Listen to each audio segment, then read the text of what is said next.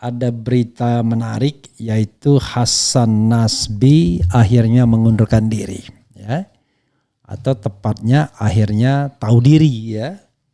Bahasanya mohon maaf sedikit agak kasar. Kenapa? Karena pejabat Indonesia biasanya kurang tahu diri. Kalau disingkirkan tetap tidak mundur, ya. Padahal itu jelas-jelas disingkirkan. Nah, kalau disingkirkan karena prestasi, karena takut, oke, tetap gagah. Maksudnya disingkirkan karena prestasi gini, saking dia bagusnya, ada yang takut kalau dia di posisi itu terus, waduh nanti bisa-bisa dia naik terus. Jadi karena itu dia dipinggirkan. Nah, jadi itu wajar kalau dia bertahan, gagah. Tapi kalau disingkirkan, dipinggirkan karena dianggap tidak mampu, ya tahu diri, harus mundur. Dan Hasan Nasbi saya mengucapkan congratulations, Anda sudah melakukan tindakan yang benar dan barangkali patut dicontoh nantinya. Karena itu adalah tindakan yang benar. Kita tidak boleh menjadi beban. Dari awal saja sesungguhnya saya menganggap he is not sophisticated to be PCO leader, ya, Presidential Communication Office chairman. Karena apa? Karena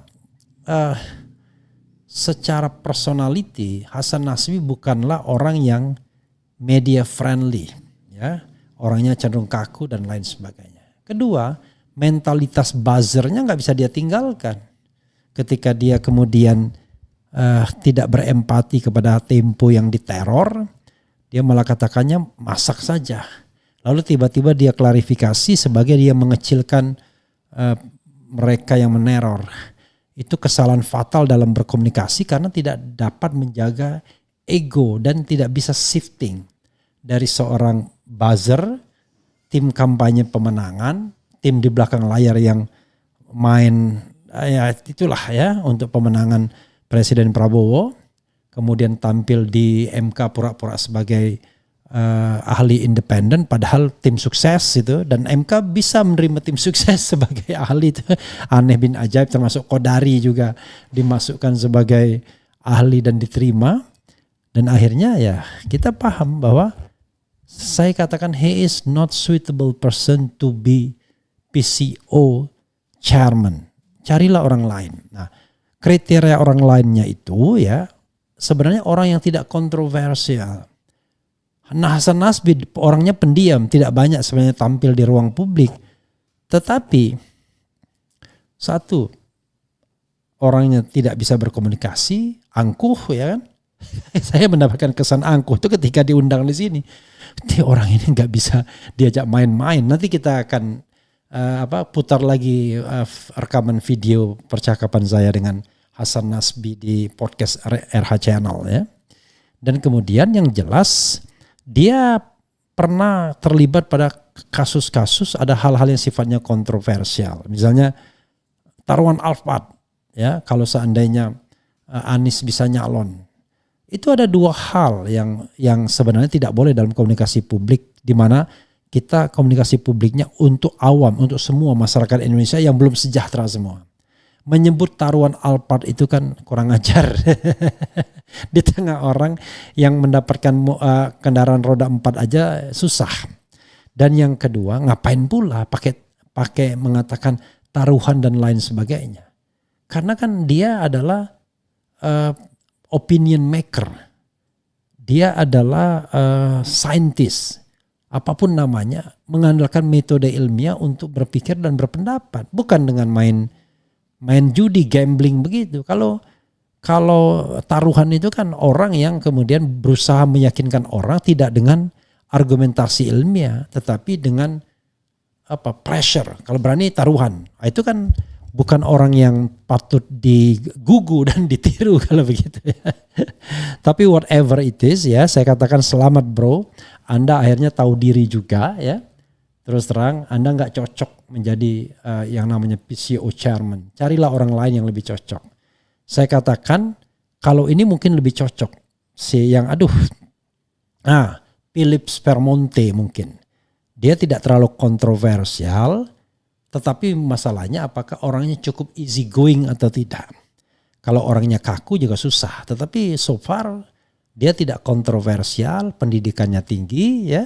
Kemudian PhD, bahasa Inggrisnya bagus. Nah, kita tidak tahu soal manajemen leadership. Karena begini, kalau kita bicara manajemen leadership, ya ini yang dibutuhkan apa sih? Sebagai jubir, ya, sebagai komunikator istana atau sebagai manajer di kantor PCO. Harusnya dipisahkan saja. Kasih manajer urusan kantor bisa diserahkan saja pada PCO office mestinya kan. PCO office manager. Jangan kemudian manajemen kemudian disuruh juga ke publik. Itu kan dua hal yang kadang-kadang memerlukan skill yang berbeda-beda. Nah, siapa yang pantas? Itu kita akan jawab nantinya. Tapi ada satu pertanyaan yang menarik untuk dijawab, yaitu apakah manuver Prabowo untuk menyingkirkan loyalis Jokowi ini sudah mulai bekerja?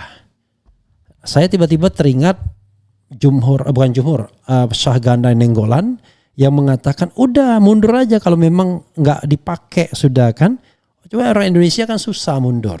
Nah, sementara Slamet Ginting juga pernah mengatakan yakin dia pada bulan Februari ini akan ada reshuffle orang-orang yang dekat atau loyalis Jokowi, walaupun pada waktu itu dia mengatakan yang datang ke Solo.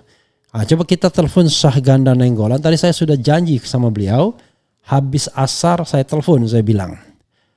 Oke, Waalaikumsalam Bang Ganda ya. Anda tidak tunggal, tetap ganda. Iya, betul. Oke. Pokoknya di bawah Pak Harun aja kita nih. Guru Budi kalau masih ingat ya. Pak Harun Guru Budi, Bu Ani Guru Wati. Jadi saya sudah memulai perbincangan Hasan Nasbi mundur yang saya kasih title live dengan Syahganda Nainggolan. Hasan Nasbi mundur, manuver Prabowo bersihkan loyalis Jokowi mulai bekerja. Tanda tanya. Betul. Ya?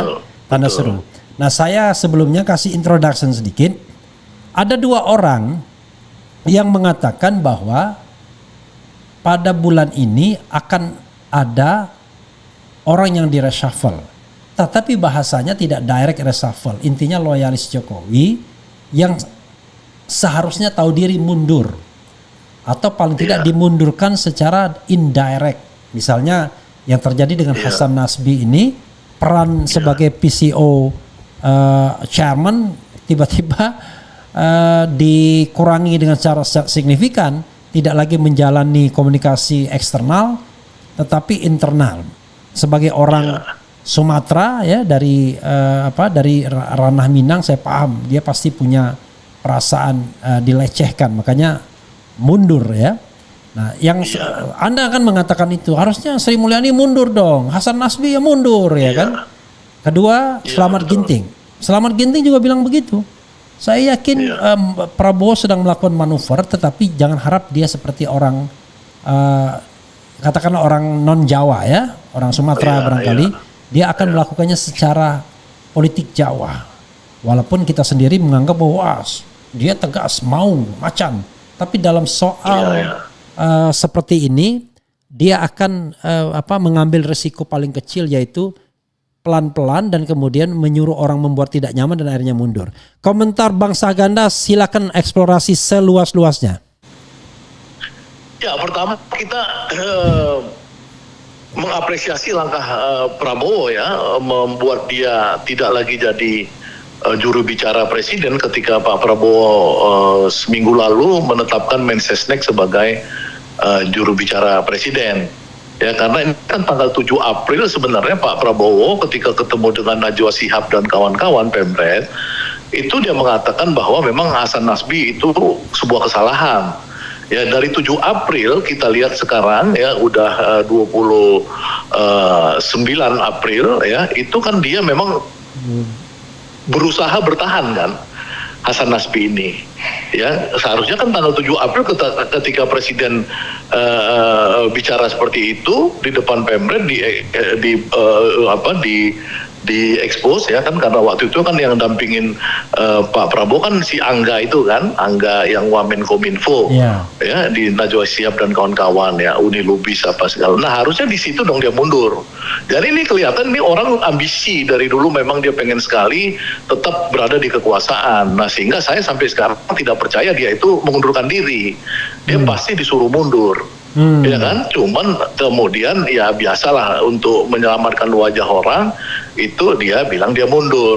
Ya karena kan saya melihat itu dari tanggal 7 sampai sekarang cukup lama dia berusaha bertahan ya, ikut rombongan presiden kemarin ke Turki ya, nempel-nempel apa.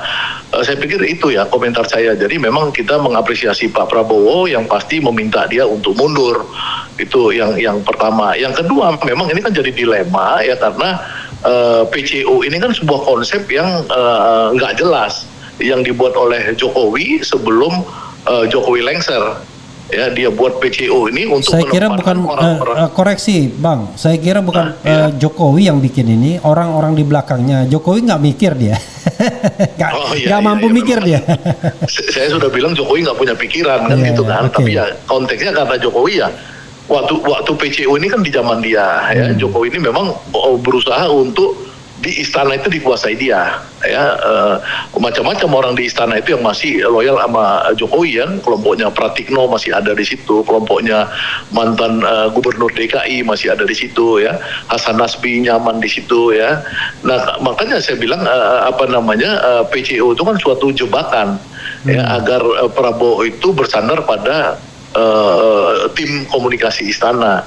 Padahal zaman dulu kita tahu bahwa itu yang ada jubir presiden zaman Gus Dur, jubir presiden zaman SBY, jubir presiden zaman Megawati, kan seperti itu. Dan melekat ke presiden langsung. Melekat ke presiden, karena di Amerika di mana-mana seluruh dunia itu ya jubir yang namanya juru bicara presiden kok. Itu. Nah problemnya ini kan menjadi gawatnya sekarang kan, karena Pak Presiden harus menegasi Hasan Nasbi, dia tunjuk Mensesnek. Nah padahal Mensesnek ini kan sebenarnya itu dalam konsep itu nggak boleh jadi jubir. Yeah. Mensesnek kan harus back office itu dia kan menguasai seluruh apapun yang terjadi di istana kan dia yang paling tahu. Nah dia nggak boleh front office, jubir itu kan front office. Kalau dia slip of tongue ngomong, kebongkarlah istana itu gitu loh, itu bahayanya. Yeah. Nah di zaman Pak Harto kan ada Murdiono, makanya dia pura-pura ngomongnya cadel, pura-pura cacat. Ya kan tapi begitu ada lagu dangdut joget dia rupanya. Langsung joget, iya kan? Sorry ini bukan fitnah, karena saya tahu itu, pernah saya lihat dia joget begitu. Iya joget waktu Hariman buat acara di Ancol ulang tahun Malari kan dia joget-joget di situ.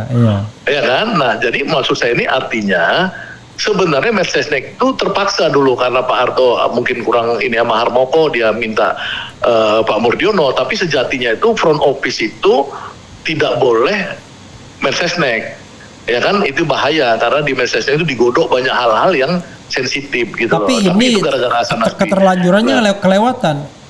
Mensesnek minta Mensesnek Juri Ardiantoro makanya yang katanya sudah punya pengalaman begitu. Mudah-mudahan kan ini benar-benar ini bisa terjadi sekarang setelah isu Hasan Nasbi ini mencuat di seluruh masyarakat. Ini kan pastinya ini kan merespon desakan jenderal-jenderal purnawirawan itu yang Pak Trisno yang mimpin kemarin kan, yang mengetahui Pak Trisno itu kan 8 tuntutan. Salah satunya adalah reshuffle kabinet kan. Nah ini kan Hasan Nasbi ini kan levelnya kabinet kan, walaupun dia bukan menteri tapi levelnya kabinet. Jadi kalau satu Hasan Nasbi udah mundur atau dimundurkan, mudah-mudahan bersih-bersih kabinet ini terjadi dalam evaluasi 6 bulan pemerintahan Prabowo, itu harapan kita gitu. Oke, Bang, ada hal yang ingin saya tanyakan soal eksistensi PCO ini ya, atau kantor komunikasi kepresidenan ini. Apakah masih dibutuhkan atau tidak? Nah, jawab dulu. Nanti ada pertanyaan lanjutan. Kalau menurut saya nggak dibutuhkan dong. Oke. Nggak dibutuhkan. Kan di sana itu udah ada biro persnya istana ya. Itu ada biro pers di sekretariat kabinet, di sekretariat negara. Ya itu udah cukup. Itu redundant kan. Menurut saya nggak perlu. Nah, pada era pemerintahan Jokowi kan ada KSP yang sekarang masih eksis ya. Apa namanya? Kantor staf presiden ya, KSP. Tapi terkesan sekarang fungsi komunikasi itu tidak dilakukan atau tidak diberikan kepada KSP. Padahal pada era Jokowi KSP yang paling dominan tuh dalam berkomunikasi keluar. Saya pikir cuma Ali Ngabalin aja dulu tuh yang buat komunikasi kebanyakan tuh di KSP. Ada juga beberapa ngomong kan, misalnya Dani ya kan, beberapa. Ya kalau Teten Mas Duki, kemudian si apa namanya yang siapa itu kan dia mereka jubir kan. Jubir, jadi jubir dah. Jadi KSP itu karena Luhut dulu orang paling dipercaya oleh Jokowi nggak dapat tempat ya dalam konstelasi kabinet awal-awal, akhirnya dikasih KSP karena dia dekat sekali sama Jokowi, maka muncullah dia ikut-ikutan mendominasi. Ya kan? Nah kalau sekarang sih menurut saya KSP kan memang kehilangan relevansi karena orang terdekat Prabowo itu kan ada di Sekretariat Negara, Mensesneknya gitu loh. Artinya Anda ingin mengatakan ya PCO sama KSP dibubarkan aja? Iya maksudnya nggak relevan aja, itu terserah. Ya kan kalau tidak relevan itu kan berarti dibubarkan. Masa ada sebuah kantor yang tidak relevan lalu dibiarkan jadi zombie? Iya karena itu kemunculannya itu nggak relevan, jadi memang kalau nggak relevan ya mungkin di-delete lah. Mungkin begitu ya kan. Pertanyaan berikutnya adalah bagaimanapun fungsi komunikasi presidential office atau pribadi presiden itu kan tetap penting. Benar nggak? Benar dong. Nah sekarang pertanyaannya adalah apakah itu perlu disebar kepada lembaga-lembaga di seputar istana ya? Misalnya militer ke Sekmil sendiri karena kita sedang menghadapi masalah di Gaza misalnya, kemudian ke soal politik kemana dan lain sebagainya. Apakah perlu orang yang memang attach kepada presiden, dan yang jelas orang itu bukan Laksamana Teddy, Letkol Teddy. Ya, kalau Letkol Teddy itu kan beda ya. Saya lihat kan gini, kan ada juru bicara sekretariat kabinet kan, ya kan. Nah itu waktu saya lihat, saya lupa orangnya, tapi waktu dia menjelaskan tentang perjalanan Prabowo di Turki dan Timur Tengah, ya saya pikir dia berfungsi dengan baik, ya detail, bagus, menjelaskanlah sebagai seorang humas gitu ya. Siapa Teddy? Nah, tapi itu memang bukan Teddy-nya. Oh yang kan di situ. Stafnya Teddy.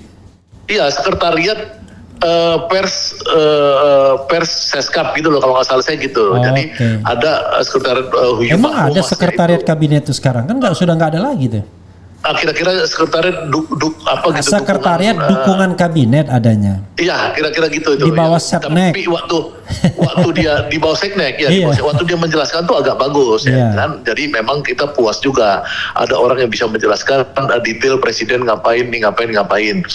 Nah kalau bisa presiden ditambah 3 orang juru bicara ya, yang senior 1, muda 1, ini 1, itu mungkin dia bagus sekali. Karena apa? Karena presiden ini kan berkali-kali kan memang ada keinginan orang untuk tidak puas dengan sekali menerangkan. Misalkan ketika dia kemarin ketemu dengan direktur BUMN, tiba-tiba wartawan disuruh keluar apa segala gitu kan. Itu kan harusnya memang sebelum dia suruh keluar itu memang ada juru bicara yang sudah mengenal atau apa. Jadi memang harus dibantu oleh juru bicara yang ini gitu. Memang betul-betul profesional, ahli ya untuk jadi juru bicara menurut saya gitu. Kalau kita lihat presiden pemerintahan SBY ya dan kemudian Jokowi, dia punya juru bicara yang melekat pada dirinya. Pertama Andi Malarangeng pada kabinet pertama SBY, kemudian naik jadi menteri digantikan oleh Teku apa itu yang dari Aceh, yang orang UI ya. Agak pendiam orangnya. Nah, berikutnya ditiru juga oleh Jokowi dengan Fazlur Rahman. Tapi Fazlur Rahman di tengah jalan itu akhirnya didubeskan. Sama disingkirkan juga sebenarnya, tapi kan dikasih reward, didubeskan. Lalu setelah itu tidak ada lagi yang namanya juru bicara presiden, kecuali freelancer yang namanya Ngabalin, ya kan, ngaku-ngaku. Iya, tapi kalau nggak salah kan masih ada si Sukardi Rinakit dan itu waktu itu apa namanya? Aridu Peana. Ari Dwi Priyana juga untuk bidang Ari Dwi ekonomi Payana. kalau nggak salah saya. Tapi Iya. mereka bukan juru bicara presiden, mereka adalah staf khusus presiden. Beda. Oh, Nah, oke. ya. Nah, sekarang pertanyaannya adalah kalau misalnya Bang Ganda menginginkan bahwa 3 orang ditunjuk sebagai juru bicara presiden, pertama pertanyaannya saya ulangi, relevan atau tidak untuk konteks Prabowo yang sering sekali mengambil alih langsung komunikasi. Kan beda sama Jokowi. Kalau Jokowi kan YNTKTS, ya ndak tahu kok tanya saya, kan begitu. Tapi kalau Prabowo Tapi sometimes Prabowo menurut talking saya, too much. Bentar, saya jelaskan dulu. Ya kan? Oke. Nah, karena itu apakah masih relevan atau tidak? Kalau jawabannya relevan, ya, dengan segala alasannya, sekarang kita pick up the body, ya. Apakah cowok atau cewek itu soal lain. Pertama, Bang Ganda bilang kriteria dulu, lalu kita coba berani untuk menunjuk orang. Silakan, Bang. Ya kalau menurut saya sangat relevan ya, karena kan kemarin karena Prabowo itu mungkin dia tidak mau menggunakan PCO itu, ya akhirnya dia ngomong sendiri kan, gitu loh. Tapi kalau dia punya orang ya, maka mungkin dia akan menyerahkan sebagian daripada keinginan dia berbicara di publik itu kepada juru bicaranya. Karena dia kan orang sibuk ini kan harus banyak konsentrasi pada satu hal, dia nggak sempat, wartawan nunggu, ya kan? Jadi dia harus suruh orang yang memang mengikuti dia sehari-hari untuk ketemu wartawan kan, gitu loh. Jadi kalau di istana itu kan kita tahu tuh kalau keluar dari istana presiden ke kanan dikit itu, yang lorong arah seknek itu kan tempat wartawan istana ngumpul. Biasanya kan mereka udah ini nunggu kan, nunggu apa berita gitu. Harusnya kan itu. Jadi ada juru bicara yang keluar, bapak masih di dalam misalkan ini gitu loh. Jadi wartawan tuh memang harus di dalam dunia yang hitungannya detik menit ini, presiden butuh juru bicara menurut saya. Oke. Kalau butuh, tadi 3 orang, yang senior, yang setengah senior, yang junior, kan gitu. Iya betul. Asal jangan gagah-gagahan kayak Jokowi kan. Ada staf. Iya, kalau dulu ada misalkan Wimar Witular dan si Adi Masardi misalkan, ya kan. Nah, itu di zaman Gus Dur ada Yahya Stakuf sebagai orang yang melekat dari NU. Itu kan kayak gitu kombinasi yang bagus. Oke, itu kan contoh ya. Contoh. Ya. Kalau seandainya kita Wimar itu memang dia itu backgroundnya PR kan perusahaannya. Iya. Dulu, jadi memang dia profesional. Di Masari wartawan, dia profesional gitu loh. Jadi yang mesti dicari orang yang begitu, yang memang memahami Gus Dur. Orang-orang itu memahami Gus Dur. Jadi yang siapa yang dicari menurut kriteria orang yang memahami ya kan ideologi dan jalan pikirannya Prabowo. Kalau enggak ya bisa salah gitu loh. Kalau orangnya misalkan dia neolib, ya pasti nggak mungkin, karena Prabowo itu kan pikirannya state capitalism gitu loh. Pikirannya ideologis ya, harus orang-orang yang memang secara ideologis dia paham gitu loh. Lagi-lagi sekarang kalau kita turn into reality, siapa orangnya, Bang? Ya kalau saya usulin ya Repri Harun, Rocky Gerung gitu-gitu loh. Rocky Gerung yang senior, misalnya gitu kan. Repri Harun yang tengah. Nah cari lagi yang milenial supaya bisa nyambung dengan kekuatan-kekuatan Indonesia gelap itu gitu loh. Jadi kalau saya sudah declare ya.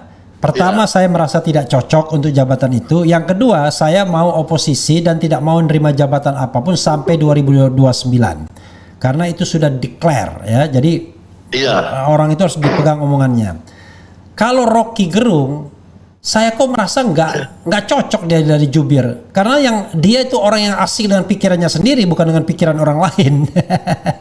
Oh enggak, Rocky itu ideologinya sama. Oh iya, ideologinya sama, tapi apakah dia mau menyampaikan hal-hal teknis terkait dengan Presiden Prabowo?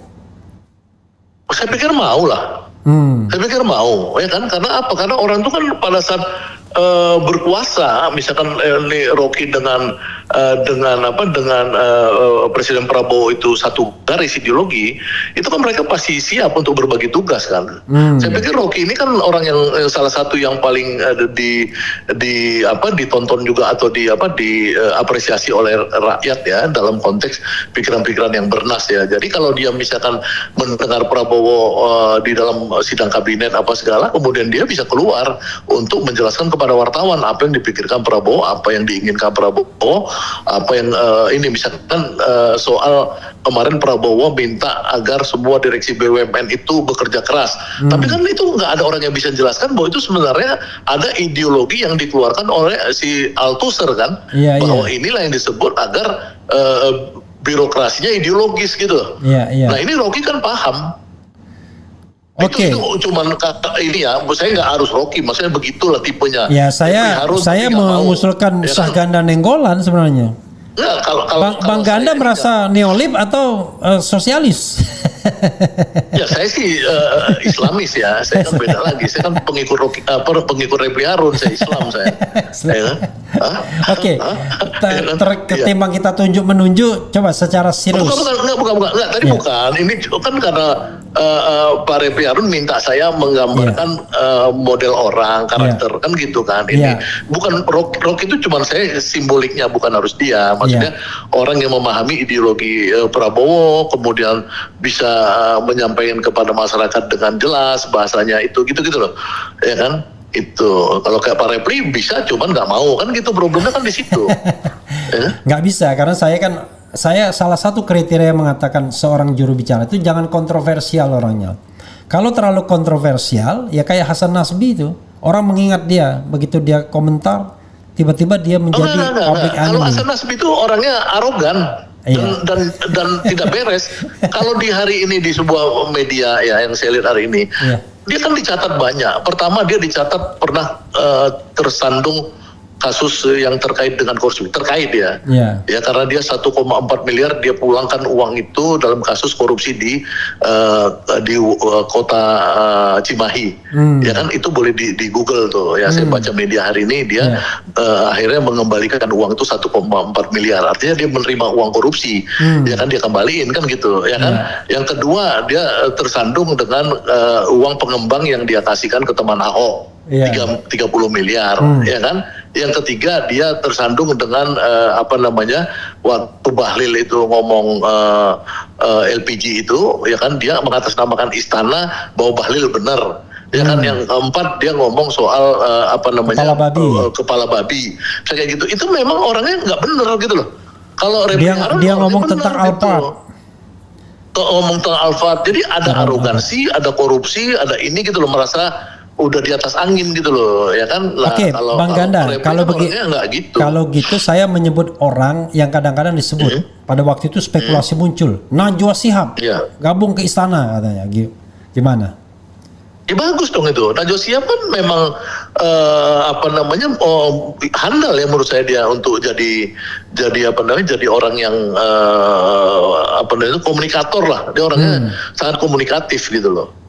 Itu pasti sangat dibutuhkan, apalagi dia perempuan kan, dia kan bisa mewakili bias gender.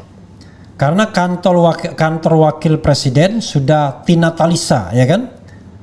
Walaupun saya pikir siapapun yang menjadi komunikator wakil presiden agak berat juga tugasnya. Saya nggak gitu tahu kemampuan Tina Talisa ya, tapi kalau misalkan saya melihat debat terakhir antara Habibur Rahman Ketua Komisi 3 DPR RI dengan Najwa Shihab, saya senang tuh. Itu ilmu Najwa Shihab juga sangat tinggi gitu loh. Jadi orang ya mesti, ya saya nggak tahu Tina Talisa kemampuan ilmunya, tapi kalau saya melihat Najwa ya memang ilmunya tinggi lah. Yang dilawan kan Habibur Rahman yang cuma ngeyel doang. Enggak, ya dia Ketua Komisi 3 kan, maksudnya berkelas lah gitu, bukan berkelas, maksudnya artinya sama-sama berkelas, makanya hebat si Najwanya hebat menurut saya gitu loh. Ya kan dia tidak keperangkap pada power relation gitu. Ya kan. Bang Ganda ya, yang jadi masalah kontroversial kita ini adalah orang yang dikenal di masyarakat itu biasanya memiliki banyak catatan dan juga pro dan kontranya banyak, bahkan cenderung penolakannya tinggi itu. Kalau kita memilih seseorang kita nggak kenal, kadang-kadang malah gampang masuknya. Tapi begitu kita kenal orang itu, kita tahu benar pro dan kontranya banyak. Apakah Najwa Shihab, sosok seperti Najwa Shihab itu tidak akan memunculkan pro dan kontra, karena banyak juga dia kan terlibat di dalam kampanye atau campaign-campaign yang dianggap quote-unquote musuh negara ya. Bahkan pernah juga dilaporkan atau diancam dilaporkan dan lain sebagainya. Ya sekarang kan Indonesia ini selama 10 tahun Jokowi itu kan elit kelas elit kita itu kan lapisan elit kita hancur, mayoritas hancur kan.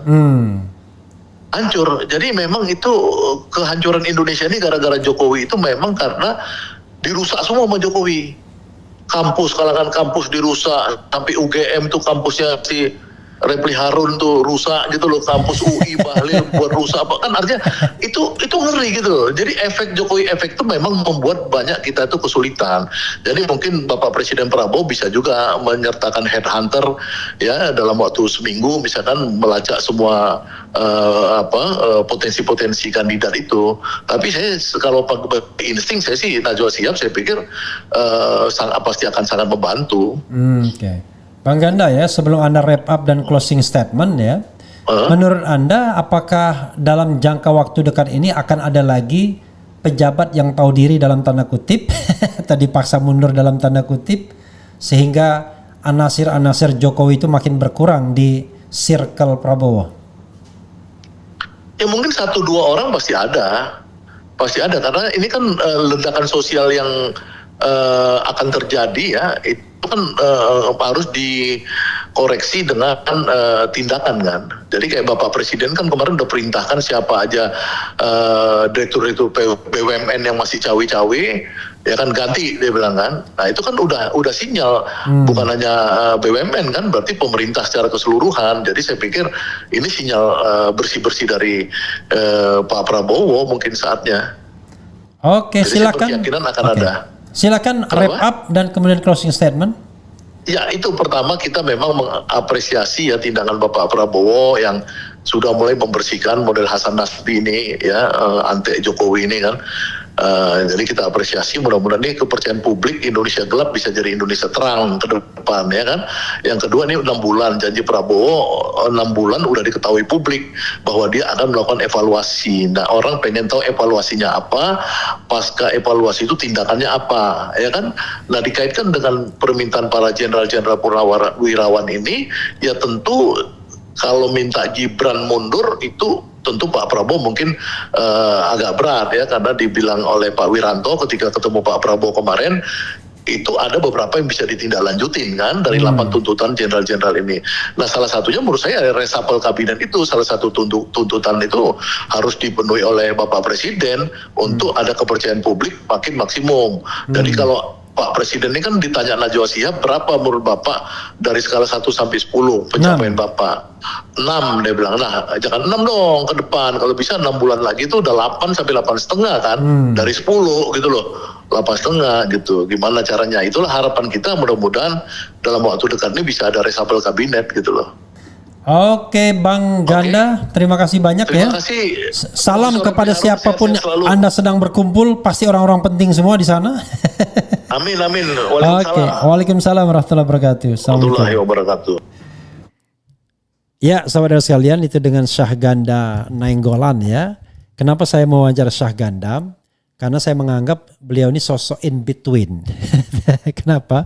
Sebelumnya beliau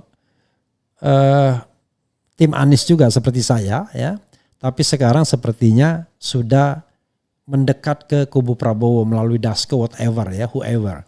Nah tetapi yang paling penting adalah kalau dalam sosok in between ini biasanya masih ada objektivitas yang bisa digali dari sana. Kalau orang luar betul saya kira 100% akan negatif. Kalau orang dalam betul, wah itu susah juga. Nah, jadi sosok in between ini penting juga. Rupanya sebagai narasumber Refli Harun ya, dan saya tidak resisten untuk mengundang beliau bicara. Tapi kalau memang orang-orang Jokowi benar, wah saya agak malas. Tetapi kalau mereka kemudian menghubungi untuk menggunakan hak jawabnya, saya tidak boleh tidak memberikan ya. Misalnya tiba-tiba Hasan Nasbi telepon saya, bro, Anda tidak fair. Saya pengen ngomong sama Anda. Ya silakan, nggak apa-apa. Tetapi paling tidak saya tidak berusaha menghubungi yang bersangkutan ya. Karena yang bersangkutan pun punya media di total politik ya. Karena saya bekerja ini dengan ideologi. Ideologi saya adalah amar ma'ruf nahi mungkar ya. Jadi kalau orang menjadi bagian yang saya anggap dari kemungkaran, ya tentu kita tidak mau memberikannya panggung ya. Begitu sobat era sekalian ya. Nanti kita coba akan hubungi juga Slamet Ginting, karena Slamet Ginting juga bicara tentang bekerjanya manuver Prabowo, dan dia yakin pada bulan April ini ada pejabat yang mundur, walaupun awalnya ngomong menteri, tetapi paling tidak pejabat setingkat menteri seperti Hasan Nasbi juga bisa dicatat sebagai berkurangnya kubu Jokowi di istana ya. Satu pro Jokowi sudah lengser dari circle Prabowo, tapi bukan itu soalnya. Like I said, kita membutuhkan orang-orang baik dalam circle pemerintahan, orang yang paham mengenai yang namanya amar ma'ruf nahi mungkar, whoever. Tapi kalau orang yang korup, orang yang kemudian cuma menggaruk kekayaan dipakai Prabowo, na'udzubillah min zalik. Wassalamualaikum warahmatullahi wabarakatuh. Keren cadas.